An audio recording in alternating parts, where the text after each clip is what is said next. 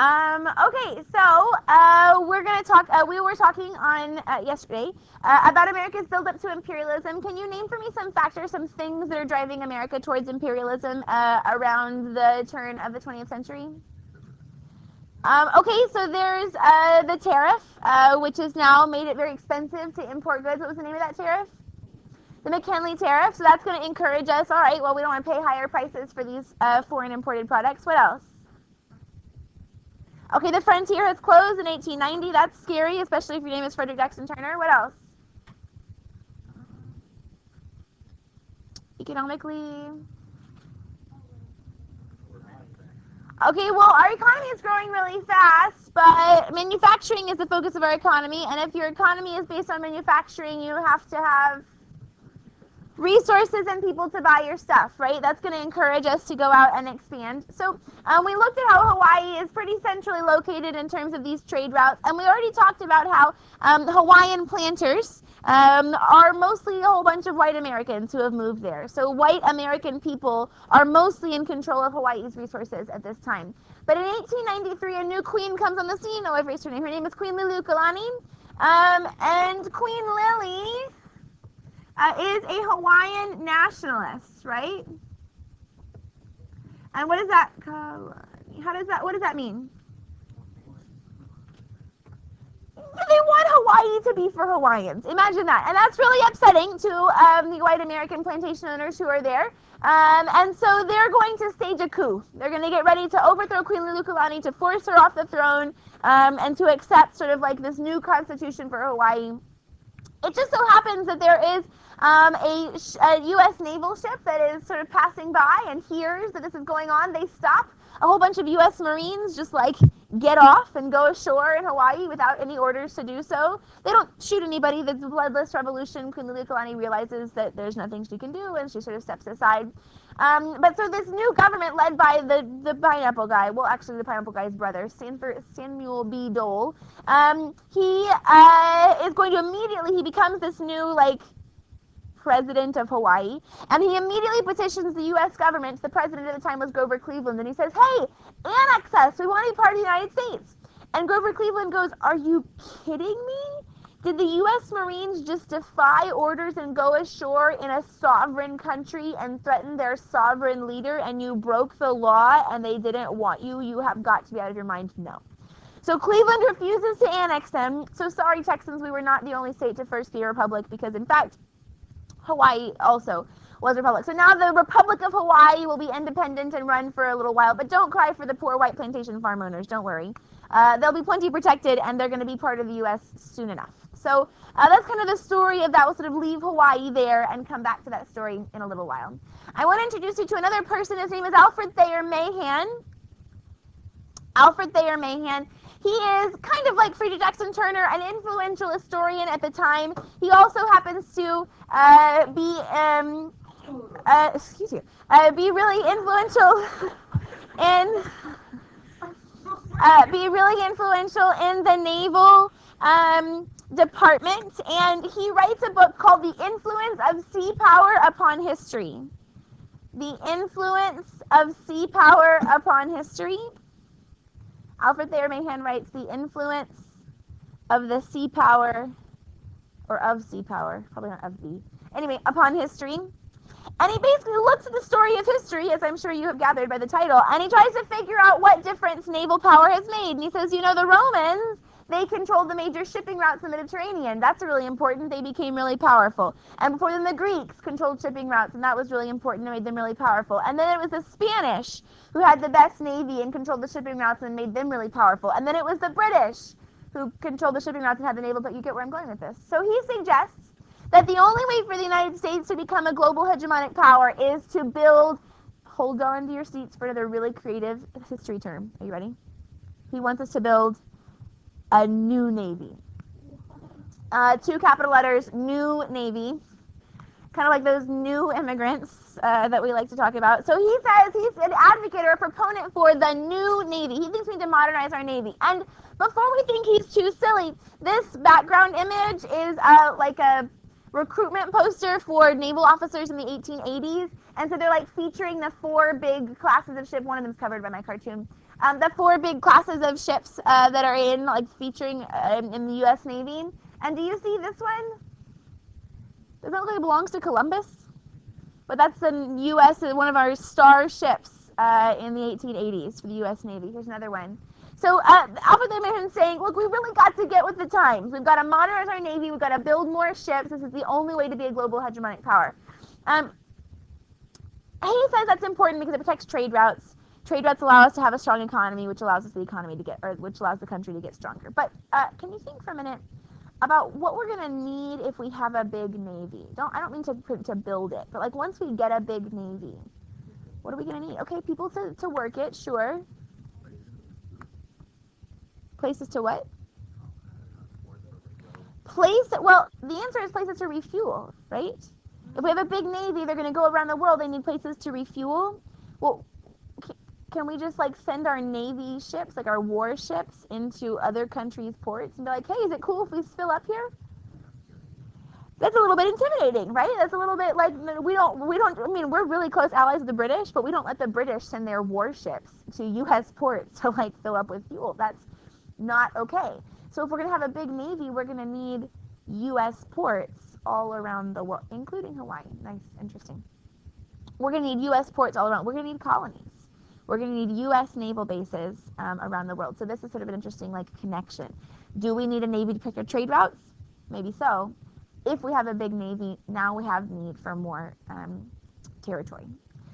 So now I want to shift our eyes to the Western Hemisphere, and we're going to look just south of Florida to the tiny country of Cuba. Cuba was at the time a colony of Spain, that's right. But in 1895, the Cuban Revolution begins in earnest. There are Cuban independence fighters who are organizing against the Spanish, and the Spanish respond with what can only be described as brutality. In battles, they take no prisoners. There are widespread reports of wartime atrocities, people being like killed while they're trying to surrender. They round up Cuban like civilians and put them into what we have to describe as concentration camps, basically with no running water and not enough food. And anyone caught outside of the concentration camps at any time would be shot on sight. There are other somewhat scandalous reports of, again, war crimes being carried out against especially Cuban women. You might remember from your textbook, we didn't talk about them much in class, but William Randolph Hearst and Joseph Pulitzer, nod your heads. And what do they do? Yeah, newspapers, right? Yellow journalism is a term we'll talk about more in a little while. So they are newspapermen. They own the New York Post and the New York Journal, and they are in this sort of circulation battle. They're these 2 big New York newspapers and trying to like fight each other for coverage. And so they, along with every other major paper in the country, are reporting every day on these atrocities that are coming in, these things that are happening just south of us. And, you know, Americans have a little soft spot in our heart for freedom fighters. We were freedom fighters once. We threw off our colonial overlords. So there is this sense that, like, wow, you know, it's sad that the Cubans are doing that. Have any of you thought of, like, a bigger problem? Revolution, Spain responds with brutality. Little document we might have signed back in the 1830s. The Monroe Doctrine says they absolutely should not do that, right? The Monroe Doctrine very specifically has 2 clauses, non-colonization and non-intervention. They are definitely intervening. But anyway, they're definitely getting involved, right? They're definitely getting involved. So there's like a legal conflict. The U.S., you know, the Spanish are technically in violation of the Monroe Doctrine. But the president at the time, and I want you to know we're going backwards in time a little bit because we've been talking about the progressives, which really begins with Teddy Roosevelt. We're going backwards in time to William McKinley, who was the president before Roosevelt. He was elected in 1896 and will be reelected in 1900. So William McKinley is the president, and McKinley doesn't want to go to war with Spain. You know, he sends off some letters like, stop, or whatever. But it's just not working. But as these reports go on and on, especially with the work of these yellow journalists, right? Yellow journalism is this phrase that describes like sensational reporting, right?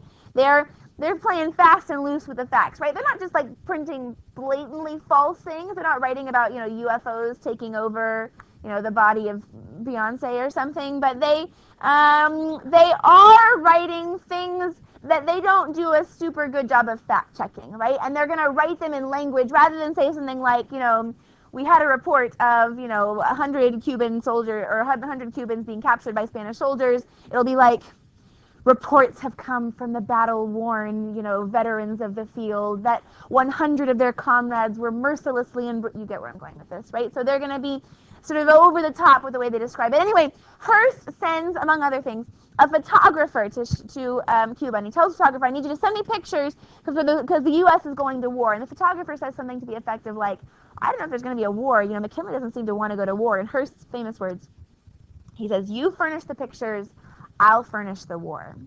And in fact, it's pretty accurate because with the yellow journalism coming through these two newspapers and across the country, with these continual reports, with that conflict with the Monroe Doctrine, it becomes pretty clear the U.S. is going to have to do something. So McKinley sends this warship, the USS Maine, right? So a U.S. naval ship.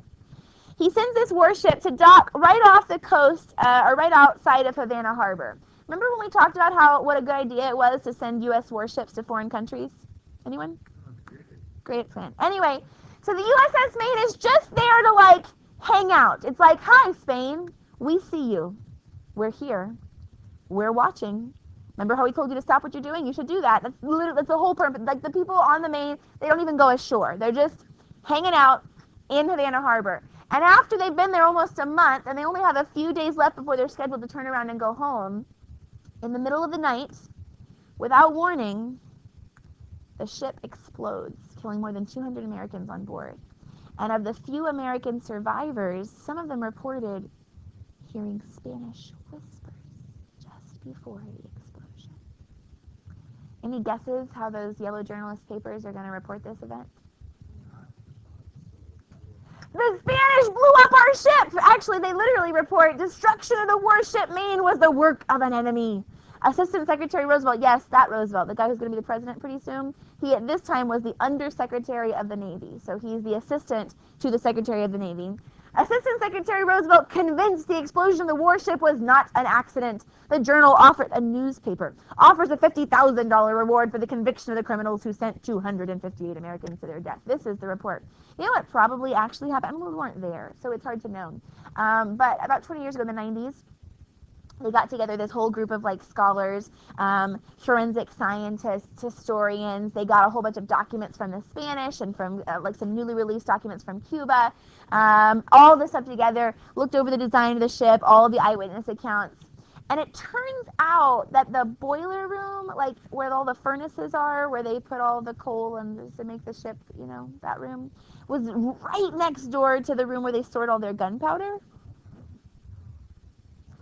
Which seems like a design flaw.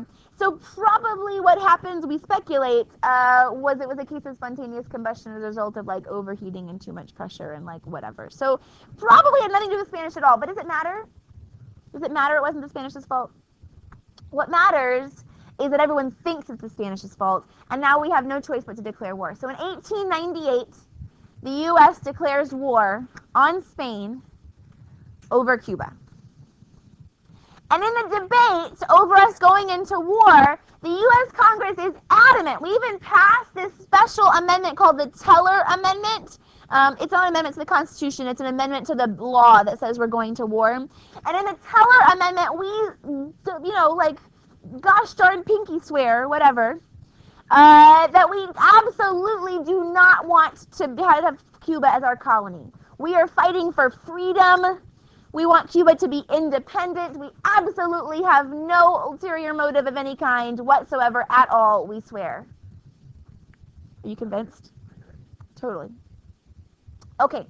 So, meanwhile, as we declare war on Spain in Cuba, Teddy Roosevelt, who you'll remember was the Undersecretary of the Navy, he might or might not, he definitely did, sneak into his boss's office while his boss, the Secretary of the Navy, was gone, use his boss's special designated telegraph machine and telegraphs to the American fleet in the Pacific Ocean, we're at war with Spain, attack the Philippines.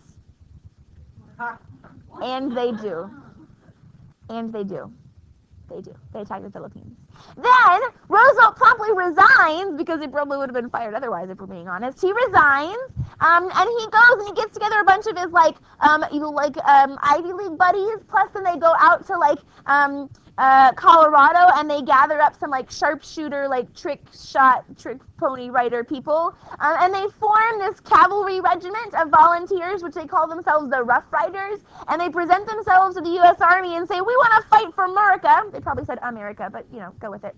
And they go off to Cuba, where they go to war.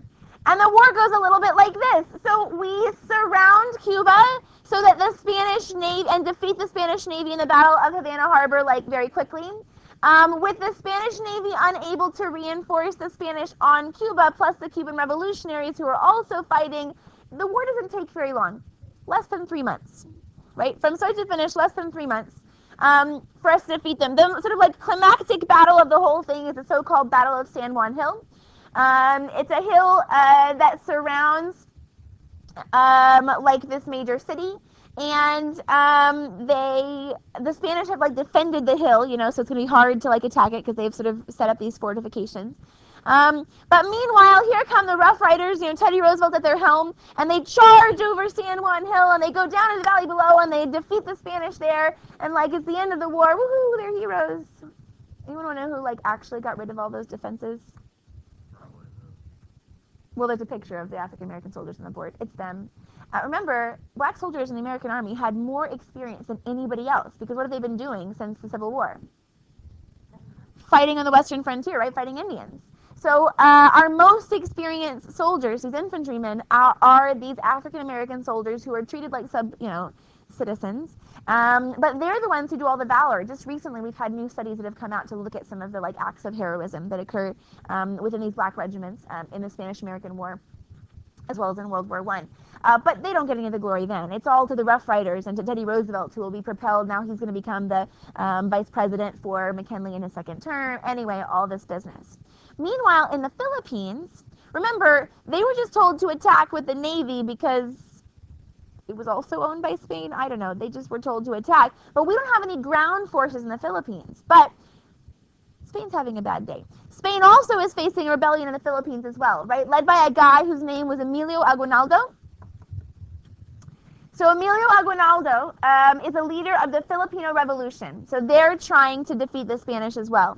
And so the American admiral, the leader of our naval fleet, sends a message ashore.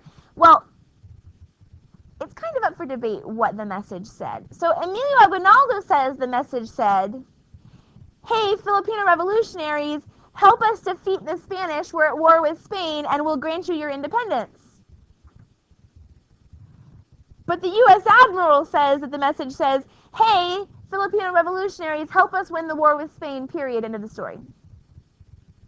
Those are two different things, But anyway, so they do. The Filipino revolutionaries fight on the ground while the U.S. naval fleet sort of assaults the Spanish from the ocean. The Spanish are going to be defeated in the Philippines as well. And so in 1898, we will sign yet another Treaty of Paris. Don't forget, in U.S. history, you have a 7 out of 10 chance of being right if you guess the Treaty of Paris. It's a pretty place. People want to go there to negotiate. I don't know. Sure. Anyway, so the Treaty of Paris in 1898 is going to have 3 big pieces to it. First, it's going to honor our promise. Never let it be said that the Americans are not people of honor. Remember that Teller Amendment that promised we would not colonize them? The first tenet of the Treaty of Paris is Cuban independence. Dun, dun, dun, dun. Anyone waiting for the but? Here it comes. Although we do promise them Cuban independence, before we withdraw our last troops, we insist that the Cubans add another amendment to their new constitution. This one's called the Platt Amendment. So the Platt Amendment is an amendment to the Cuban Constitution. And the Platt Amendment guarantees the U.S. access in perpetuity, so forever, to 2 major naval bases, including the one we know today as Guantanamo Bay. So forever we get access to these 2 major naval bases. And then also says that if at any point we feel like our interests in Cuba are threatened, we can intervene for any reason at any time. Because. So they're, independent. But Better than not, I guess. So there we go. Part number 1, Cuban independence. The second tenet of the Treaty of Paris is that we get Guam and Puerto Rico for free. We didn't actually fight in Guam and Puerto Rico, but they were also Spanish territories, and I guess we decided that we wanted them. So now we get our first bona fide colonies. Guam and Puerto Rico are going to become U.S. territories.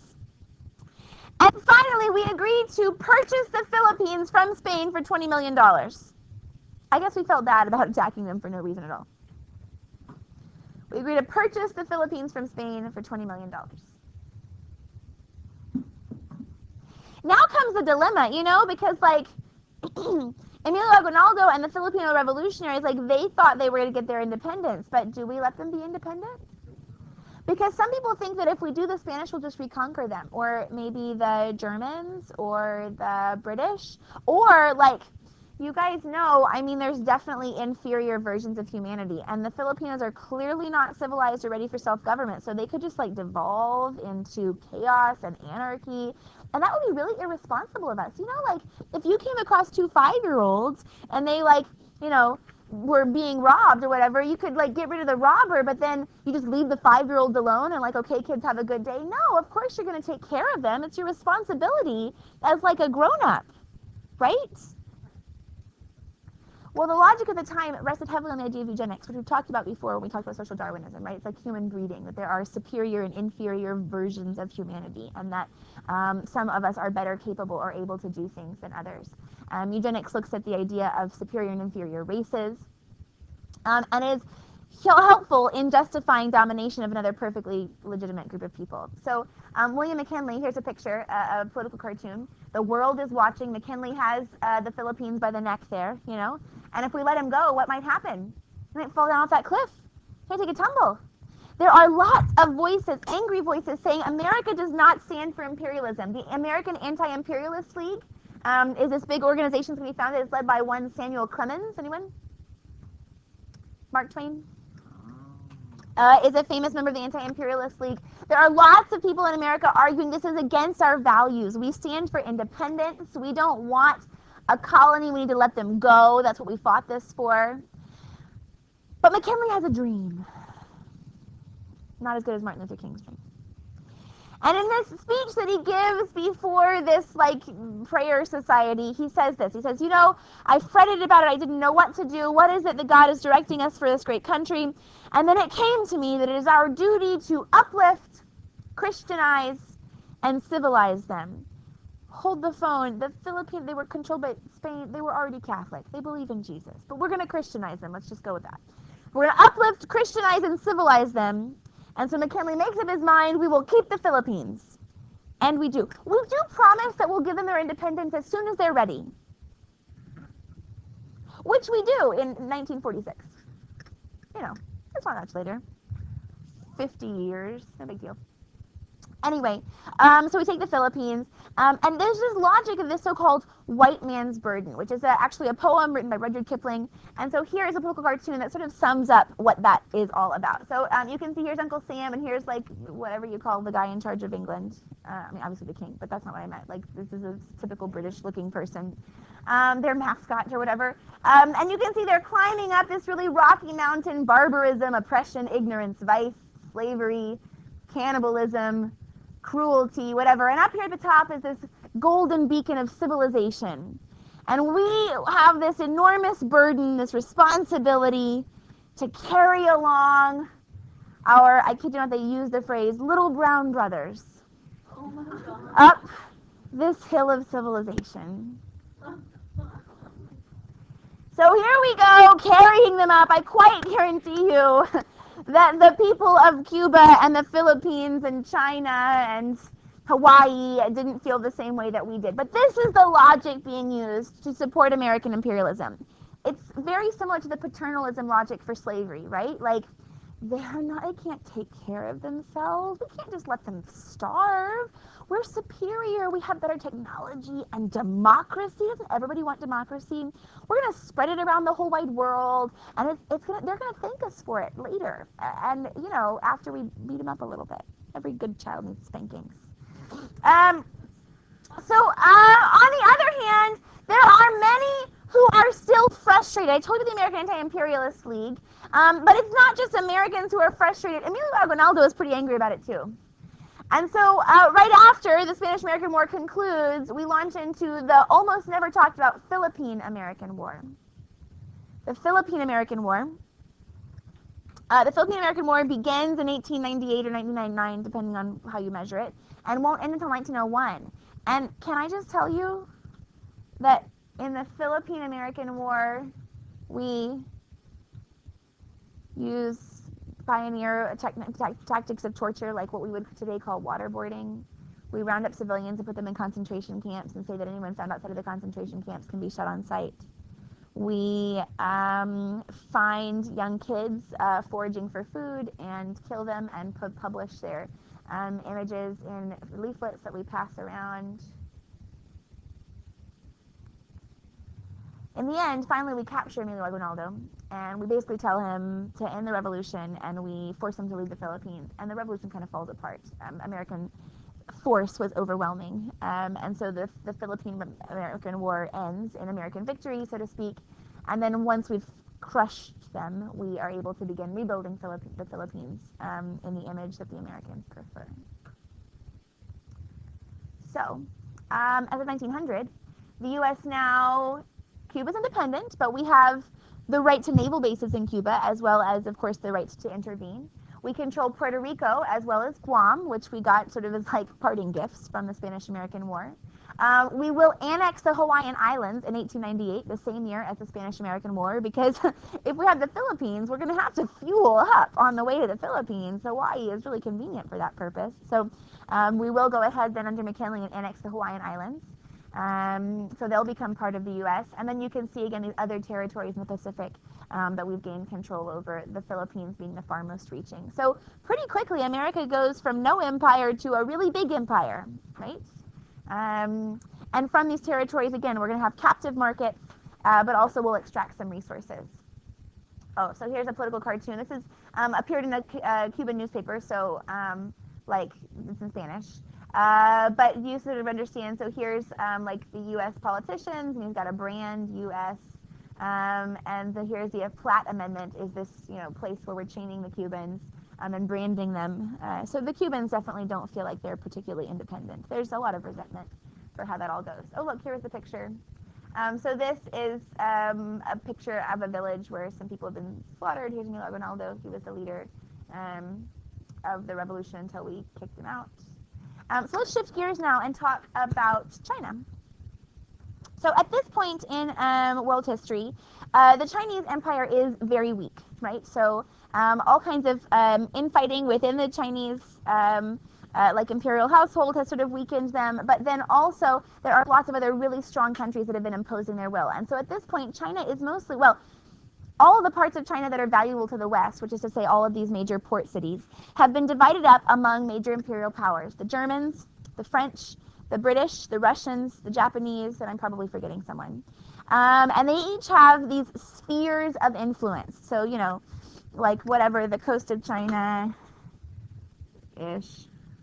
And these spheres of influence, so one country claims here and here and here and here. And within my sphere of influence, so if I'm the Russians, for example, within my sphere of influence, the Russians control all the trade. Like the Russians would charge taxes on trade coming in and out of the Chinese port they're talking about, and would control the prices and would pass laws regulating the things that could be bought or sold. It was like clearly a violation of Chinese sovereignty. But gosh darn it, thank goodness America's around, because we're going to totally solve this problem. Yeah. Well, actually, it might have been nice if we could have gotten our own sphere of influence, but they were all taken.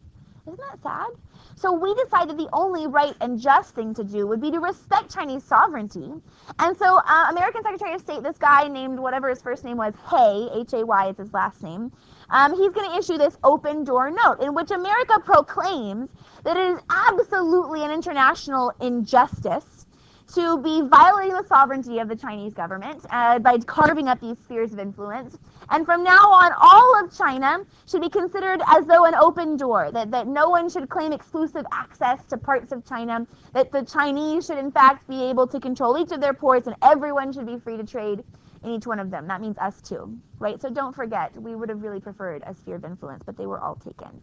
Also, don't forget that although we talk about like Chinese sovereignty, are we giving China the option to not trade with us? No, we're definitely not giving them the option to say no. Just giving them the option to not have 5 different countries controlling 5 different ports. Yes. Maybe, I have no idea. There are lots of Johns. Highly probable. Anyway, so, oh, I thought there was another picture. The Chinese don't love this idea, if you can imagine that. They don't embrace us with open arms. So other countries do sort of comply because the U.S. has kind of become a mover and a shaker. And also, like, the Russians would really like to get access to, like, the city that they don't control and so on and so forth. So the other countries, they kind of comply. We have this sort of new open door policy in China. But then the Chinese try to rebel, and we put down the rebellion. We'll start there Monday.